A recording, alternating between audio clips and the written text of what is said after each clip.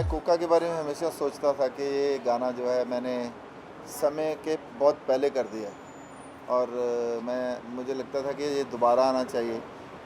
पर मैं बॉलीवुड कर नहीं रहा था, काफ़ी देर से बॉलीवुड नहीं कर रहा था। जब लॉन्ग द लिश्कारा मेरा हिट हो गया तो उसके बाद भी मैंने सोचा था कि मैंने ज़्यादा प्राइवेट एल्बम करनी है, प्राइवेट म्यूज़िक करना है। मगर अभी चांस एक ऐसा बना कि मैं, बादशाह, सलमान पाजी, हम लोग सारे इकट्ठे थे। सलमान पाजी ने वो गाना गाने के लिए मुझे बोला चंडीगढ़ में, तो वो गाना काफ़ी वायरल हो गया था सोशल मीडिया के ऊपर जब सीसीएल हो रहा था। तो फिर बादशाह की फ़िल्म आ रही थी, उसमें उन्होंने ये गाना जो है उसको रीमेक किया अपने तनिष्क बागची और टी सीरीज़ ने। तो एक चांस मिला तो मुझे खुशी इस बात की हो रही कि ये बहुत बड़ा हिट हो गया है। आई थिंक कि मैं जो सोचता था कि ये दिल लगी से थोड़ा सा नीचे है, अब दिल लगी के आसपास जाके खड़ा हो गया है। तो वो सबसे बड़ी मेरे लिए खुशी की बात है। तो बॉलीवुड में अब मन भी बनाया है कुछ काम करने का, कुछ अच्छी अच्छी चीज़ें करने का। तो मुझे लगता है कि अच्छी शुरुआत है मेरी। एक चीज़ का मुझे हमेशा लगता है कि मैं डांसिंग गानों में थोड़ा सा फेमस बंदा हूँ, पर जो मेरा अंडरग्राउंड म्यूज़िक है, जो मेरा सूफ़ी म्यूज़िक है या सोलफुल म्यूज़िक है, वो भी मैं अभी बॉलीवुड में लेके आऊँगा।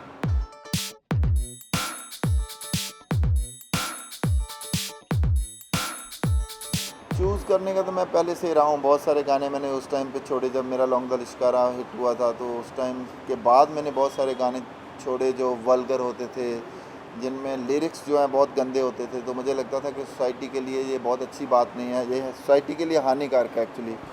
तो बहुत सारे गाने छोड़ के गया। चूज़ ही तो अभी भी रहूँगा।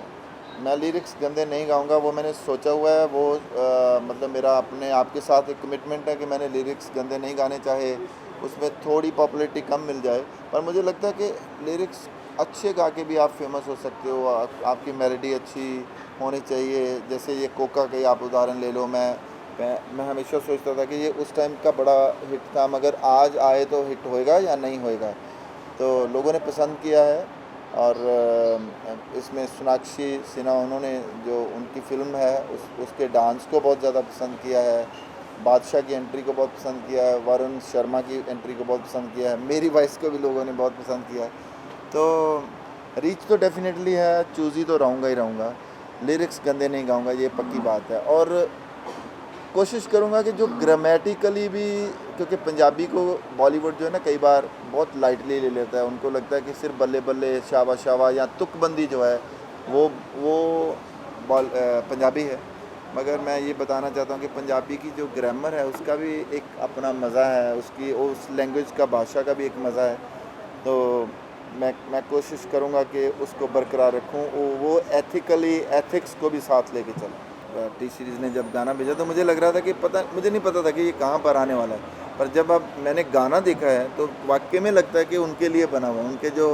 उनकी जो बॉडी लैंग्वेज है उसके ऊपर, उनके जो जेस्चर हैं, वो लगता है कि मतलब बहुत बहुत पंजाबियत भरे हैं। तो ये गाना तो ऑलरेडी पंजाबियत भरा है ही है। तो आई थिंक ये बात सच्ची है, सही बात है कि उनके लिए ही बनाया है सब। आई थिंक पंजाब जो है ना, पंजाब में एक जीवन है, पंजाब में एक लाइफ है। पंजाब ने बहुत सारे दुख सुख, बड़े मौसम देखे हैं। तो मुझे लगता है कि वो लाइफ जो है, पंजाबी में एक कहावत है, खादा पीता लाहेदा बाकी अहमद शाहिदा। उसका मतलब है कि खा पी लो, मौज करो और ज़िंदगी जियो। जो बाकी का है उसका कोई पता नहीं है कि आपके पास रहना है कि नहीं रहना है। सो आई थिंक कि पंजाबी की वो जो चीज़ है वो लोगों को अच्छी लगती है। जैसे लोगों को मक्की दी रोटी, सरसों का साग, घी, परांठे, ये चीज़ें अच्छी लगती हैं। तो आई थिंक ये एक तरह का जो कल्चर है, जो मतलब सिंगिंग कल्चर है, आई थिंक वो लोगों को अच्छा लगता है। मगर सोलफुल भी बहुत है।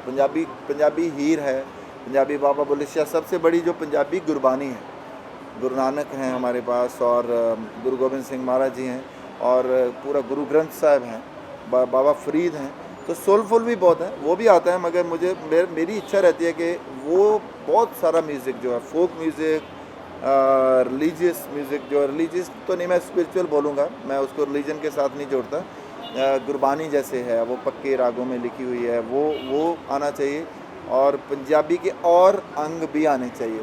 देखो वो जैसे ये कोके की मैं अगर बात करूं या दिल लगी की बात करूं, मैं अपने गानों की बात करता हूं, तो मुझे लगता है कि रिक्रिएट करने से, रीमेक करने से भी बॉलीवुड में आने के लिए रीच बढ़ती है, रीच लोगों तक पहुंचता है वो गाना, फिर वो लोग दूसरा गाना फिर दोबारा से सुनना शुरू कर देते हैं। जैसे सुखबीर के भी गाने आए थे, ओ हो जहाँ मुंडा ते कुड़ियां दी गल बन गई।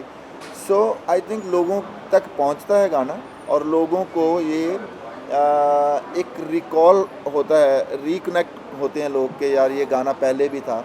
जैसे कोका का तो मैंने बहुत सारे व्यूज़ उसके पढ़ रहा हूँ कि कुछ लोग बोल रहे हैं कि पुराने वाला भी बढ़िया था। उसके लिरिक्स मेलोडी ऑलरेडी बहुत बढ़िया थी उस टाइम की, मुझे लगता है एडवांस लिरिक्स में मेलोडी थी, मगर उसका फ़ायदा होता है, रीच में फ़ायदा होता है।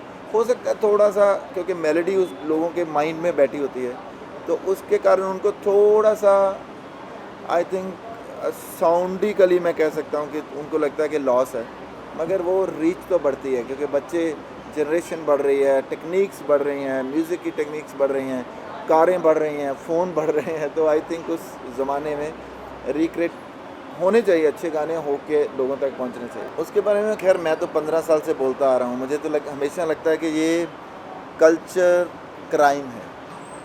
ये मतलब जैसे हम लोग, मैं हमेशा बोलता हूँ कि जैसे एक समोसे की दुकान होती है, एक लड्डू बनाने की दुकान होती है, हलवाई की दुकान होती है, उसको चेक करने के लिए तो एक इंस्पेक्टर होता है, मगर हमारे गानों के लिरिक्स चेक करने के लिए कोई भी सेंसर बोर्ड भी उसके लिए फेल है।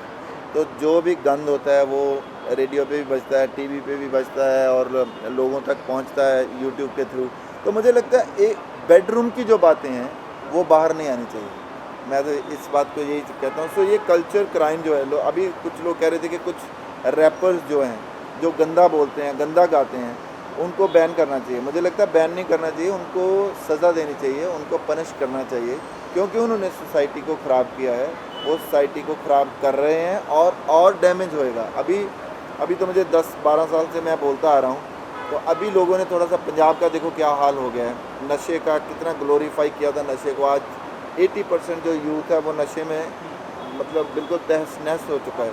तो ये नुकसान जो है और भी आगे जाके देखना, माइंड जो है लोगों के पोल्यूट कर देंगे, ये लोग इतने पोल्यूट कर देंगे कि बच्चे जो हैं वो उनको समझ नहीं आएगी कि एथिक क्या होता है, माँ बाप क्या होता है, इज़्ज़त क्या होती है, तहज़ीब क्या होती है। तो इसको एकदम बैन करना चाहिए। बहुत सारे मेरा एक बहुत दिल करता है कि मैं गाना करूं जो मलकीत भाजी का है, गुड़ नालो इश्क मिठा, गुड़ नालो इश्क मिठा हाय हाय रब्बा लगना किसे नू जावे। जैसे दिल लगी है अपना गुड़ नालो इश्क मिठा है, इश्क तेरा तड़पावे, जहाँ सावन में लग गई आग, या ऐसे जितने भी गाने हैं जो जो पुराने हैं वो आई थिंक दोबारा आने चाहिए। और ये वाला जो गाना है मुझे सबसे ज़्यादा फोक साउंड का सबसे बड़ा गाना लगता है, तो मैं कोशिश करूँगा कि मलकीत भाजी इससे पहले कि वो रिक्रिएट करें, मैं जल्दी इसको रिक्रिएट करूँगा। बहुत बहुत मेहरबानी, आपने इतना रिस्पांस दिया और मुझे भी इतना अच्छा रिस्पांस दिया, क्योंकि मैं तो बॉलीवुड करता नहीं हूँ, अब मेरा मन बना है बॉलीवुड करने के लिए, पर फिर भी आप इतना प्यार कर रहे हो, इतना शेयर कर रहे हो गाने को, मेरी वॉइस को पसंद कर रहे हो, तो मैं सबको धन्यवाद देना चाहता हूँ, ख़ास करके जो म्यूज़िक डायरेक्टर हैं तनिष्क और टी सीरीज़ और सोनाक्षी बादशाह, सब लोगों का बहुत बहुत धन्यवाद, और जो लोग सुन रहे हैं उनका बहुत बहुत